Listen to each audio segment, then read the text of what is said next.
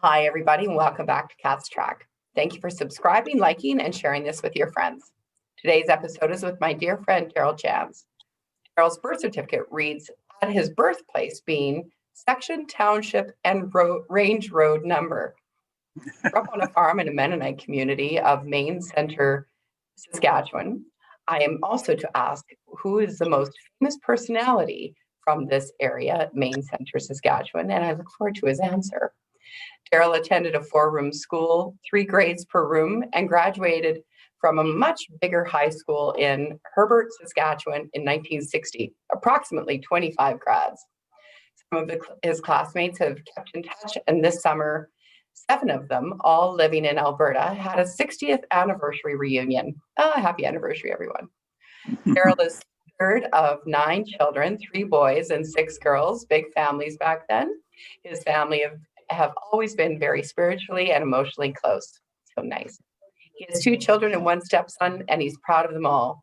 Besides Darrel's loved ones, he is extremely passionate about his faith and our community.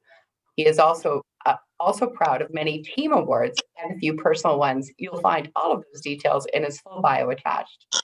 Darrel, thank you so much for joining us today. Good to be here. Glad you're here. Okay, so who's the famous TV personality from that area? Well, hang on to your seat. Homer Simpson. What? Here's the story. The Groening family. Matt Groening, of course, was the creator of The Simpsons. And he named all of the Simpsons characters after members of the Groening family. The Groening family were Mennonite homesteaders at Main Centre, Saskatchewan. But Matt's grandfather, so Homer Simpson's dad, was a Mennonite Brethren theologian. And in 1936, when Homer was 17 years old, Tabor College in Hillsborough, Kansas, the largest Mennonite Brethren college in North America, probably in the world, invited Grandpa Groening, Homer's dad, to come to Hillsborough and be a professor of theology at Tabor College.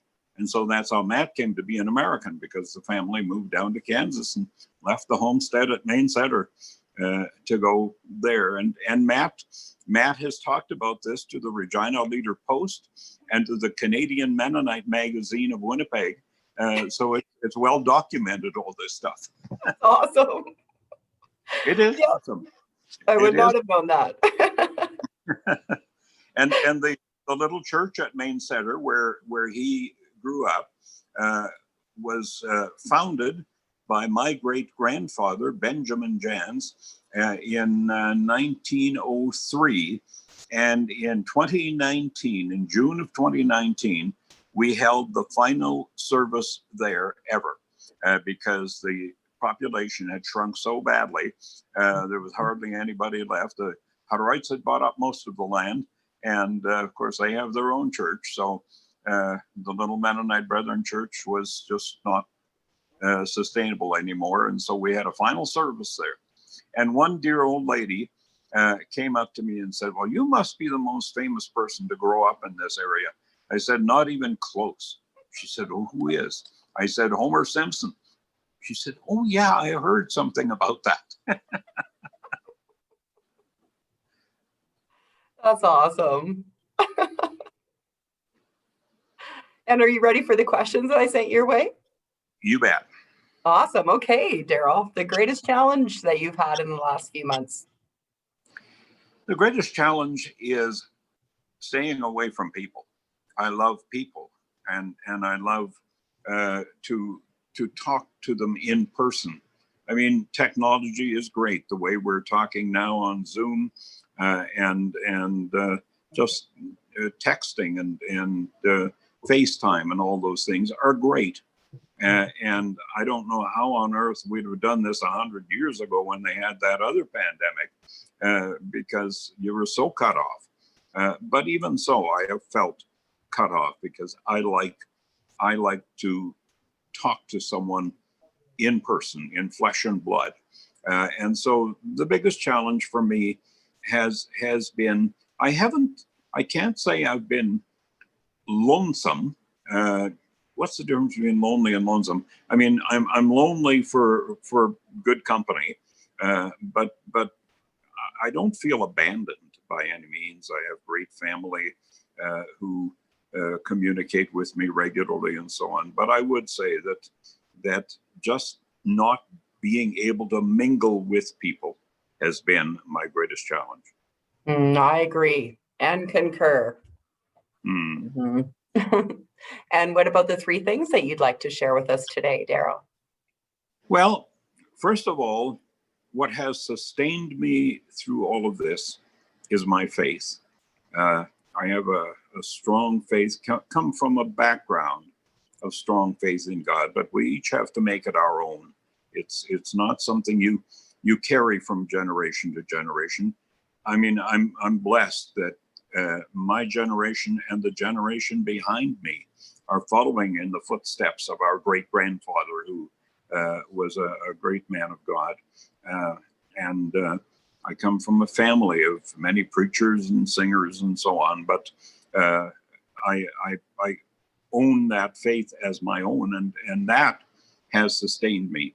Another thing that has sustained me is I have wonderful friends, most of them at least, much younger than I, who have provided me with a lot of really good home cooking, so I haven't had to do my own all that often. I mean, I do cook, and you can get great frozen meals, but I appreciate the wonderful friends. And I've been to quite a few backyard barbecues where we were well distanced.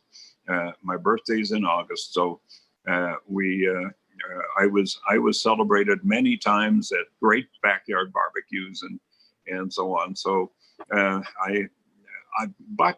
I am pleased, proud, in fact, even though a Mennonite's never supposed to be proud, pleased to say that I have not gained any weight this entire time.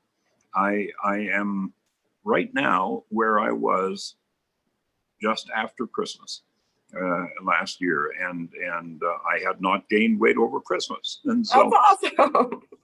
So I feel very, very pleased that I have not gained weight. My fitness level isn't quite where it should be. I look outside now and think, boy, I should be out there walking, and when we're done, I will be. Good. And is that 2 or 3? 2. That's 2. The other thing is reading. I am a voracious reader, and so I am so pleased.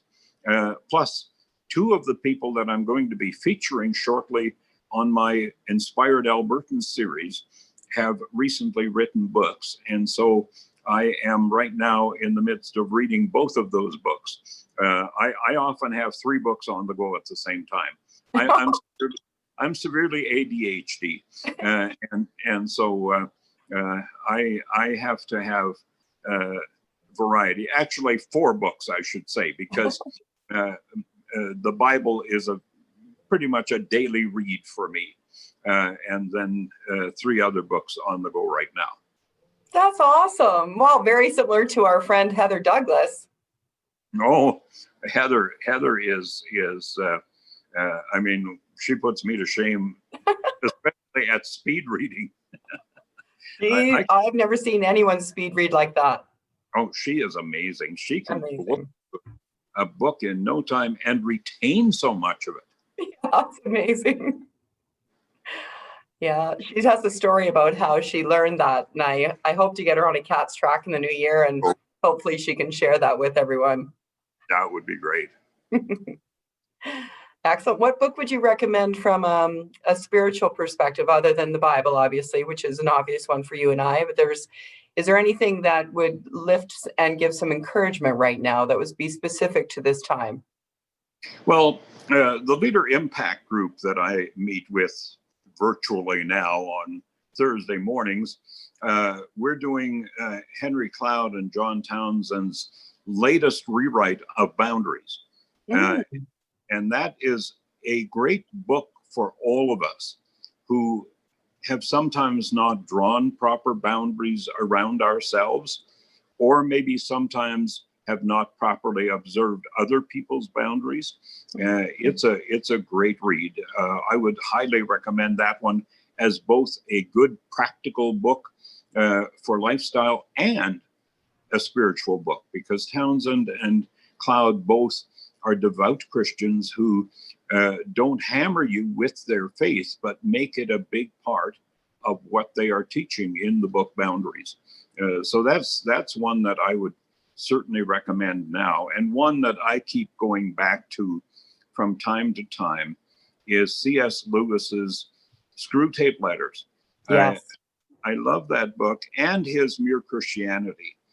Both are favorites of mine, and they're both books that I highly recommend.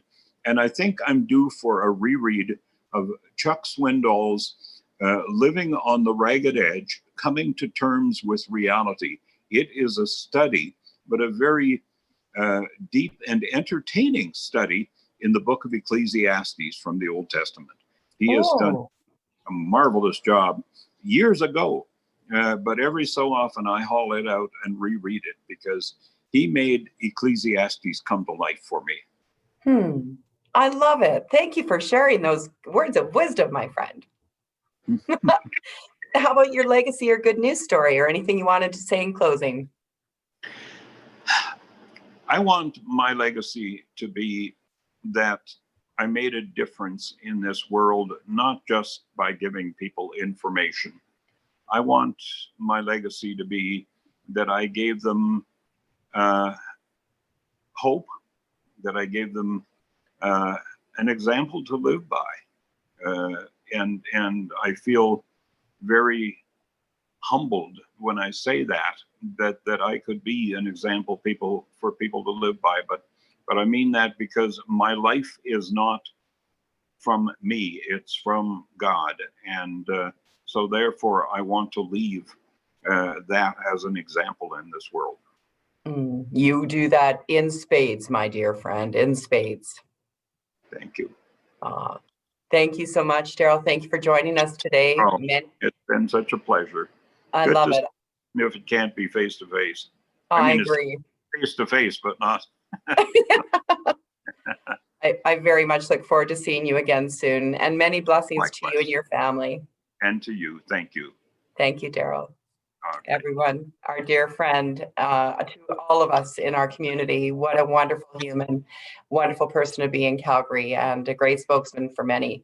Thank you so much for joining us today, and we'll look forward to seeing you on the next Cats Track.